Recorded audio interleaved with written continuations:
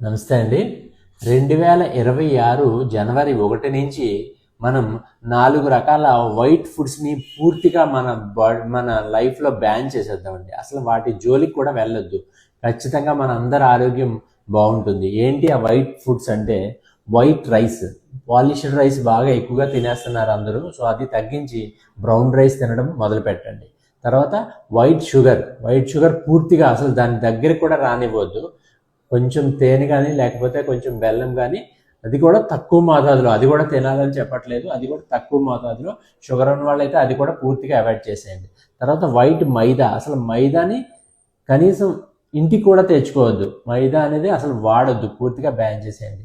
తర్వాత white bread కూడా ఖచ్చితంగా బ్రౌన్ బ్రెడ్ వస్తున్నాయండి, అవి వాడుకోవచ్చు అవసరమైతే. సో వైట్ బ్రెడ్ కూడా పూర్తిగా.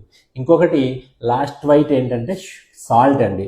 వైట్ సాల్ట్ మనం ఎక్కువగా వాడుతూ ఉంటాం కదా, అది తగ్గించండి. తగినంత మోతాదులో ఖచ్చితంగా తీసుకోవాలి. హాఫ్ స్పూన్ అలాగే తీసుకోవచ్చు అనమాట. అంతే తప్ప రోజుకి ఒక 3 నుంచి 4 గ్రాములు తీసుకోవచ్చు, కానీ 5 గ్రాములు అంతకన్నా ఎక్కువ అలాగే తీసేసుకోవద్దు. సో సాల్ట్ కూడా మనకు ఖచ్చితంగా బాడీకి అవసరం. సో దానికి రుచి కోసము మరియు మన బాడీలో హోమియోస్టాసిస్ మెయింటైన్ చేయడానికి సాల్ట్ కొంచెం తీసుకోవాలి. ఖచ్చితంగా ఇలా ఈ 4 రకాల వైట్లు పూర్తిగా బ్యాన్ చేసి సాల్ట్ తగ్గించుకొని డైలీ ఒక 45 మినిట్స్ టు 1 అవర్ ఎక్సర్సైజ్ చేస్తే 2026 నుంచి మన ఆరోగ్యం చాలా బాగుంటుంది.